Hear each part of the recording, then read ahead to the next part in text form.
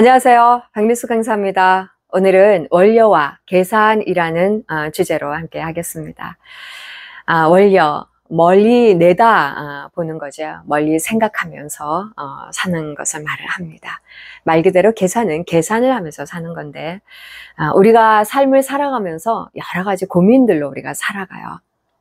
그 이유가 도대체 무엇일까요? 공자님께서 말씀하신 것처럼 임무원료 필류그누라.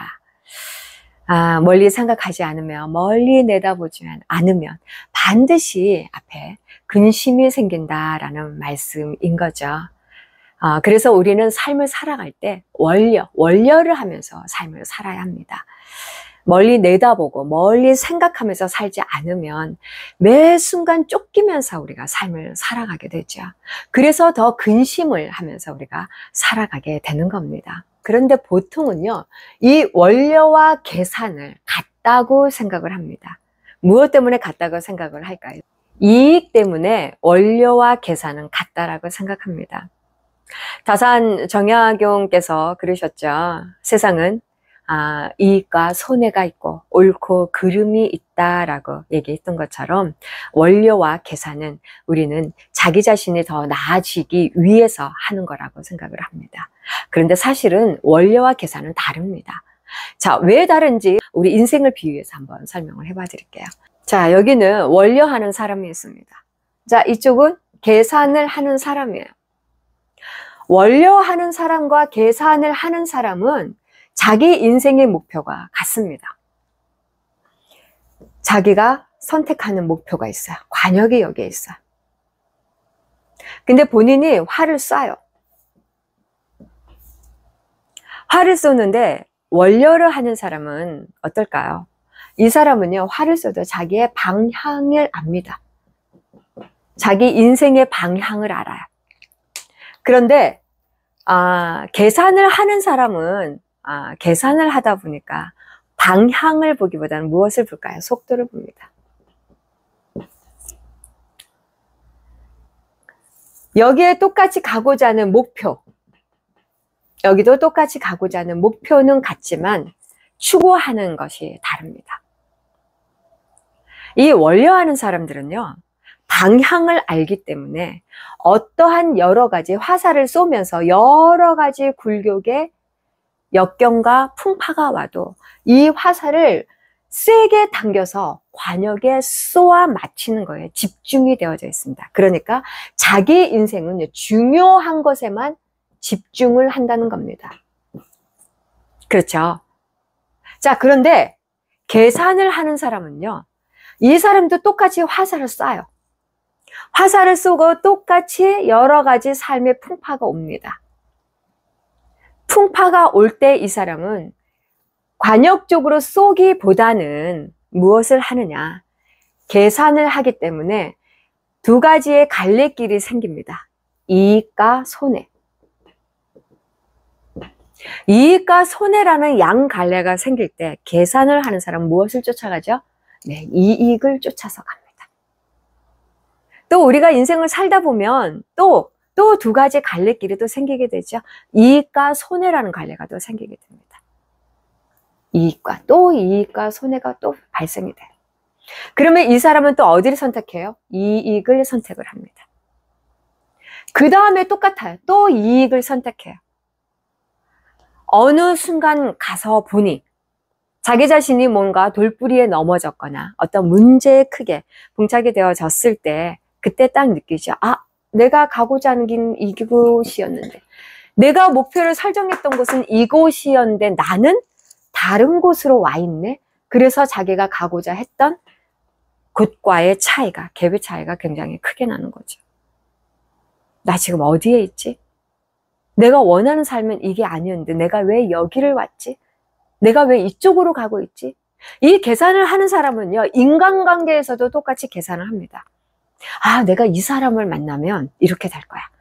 내가 이 여자를 만나면 내가 이익이 될 거야. 자, 직장 생활에서도 그렇죠. A라는 직장을 다니다가 B라는 직장이 돈을 좀 더 많이 준다면 그쪽으로 갑니다.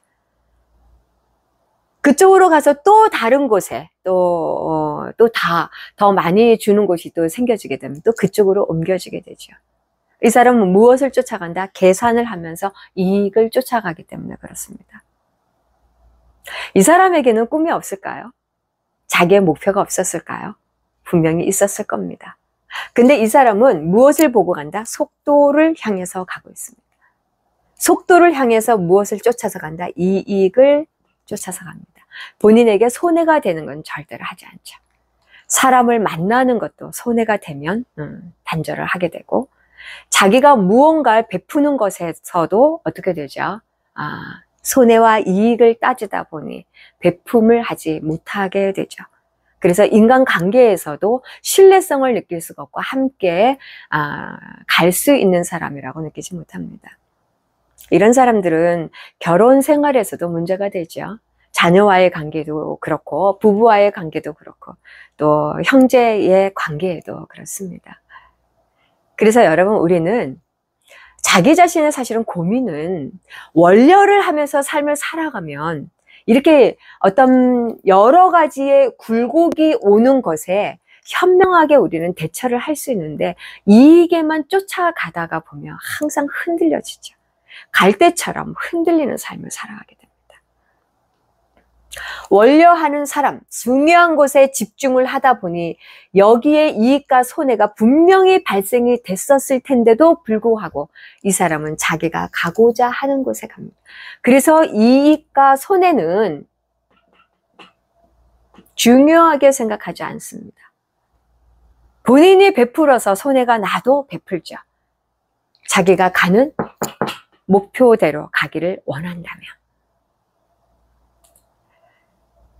우리 인생은 계산을 하고 살아가게 되어지면 스스로가 스스로를 불쌍하게 만들어버리게 됩니다. 근데 보통 사람들은요, 이렇게 계산하면서 살아가는 것이 똑똑하고 그것이 답이라고 여깁니다. 그게 문제예요. 그렇게 사는 것은 여러분, 잘 사는 인생이 아니죠. 정말 잘 사는 인생이 되고자 한다면 어떤 삶이 원려를 하는 삶을 살아야 됩니다.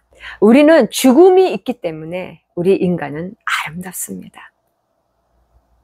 죽음이 없다면 우리는 추한 삶을 살아가게 되죠. 많은 사람들이 삶을 오래 살기를 원합니다. 오래 사는 삶을 선택하는 것이 아니라 자기가 원하고 가고자 하는 이 목표에 원려를 하면서 살아가는 삶이 제대로 된 삶이지 않을까요? 소크라테스도 죽음을 맞이해서 또 죽었기에 너 자신을 알라 라는 말이 유명해졌고, 또 아인슈타인도 마찬가지입니다. 우리는 빈몸으로 왔다 빈몸으로 가죠. 또 저의 할머니, 할아버지, 또 우리 부모님, 또 저 역시도 제 자녀들도 또 우리는 죽음을 맞이하게 됩니다.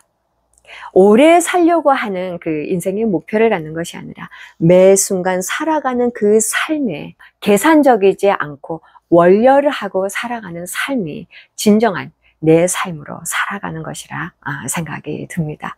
여러분은 어떠신가요? 원려하시면서 사십니까? 멀리 내다보면서 사시나요? 원려를 하지 않게 되면 정말 인간관계가 힘들어집니다. 모든 손해를 보는 것이 싫기 때문에, 예를 들어서 가족과 여행을 가게 됐어요. 여행을 가고 있는 중에 교통체증으로 짜증이 막 납니다. 화가 나요.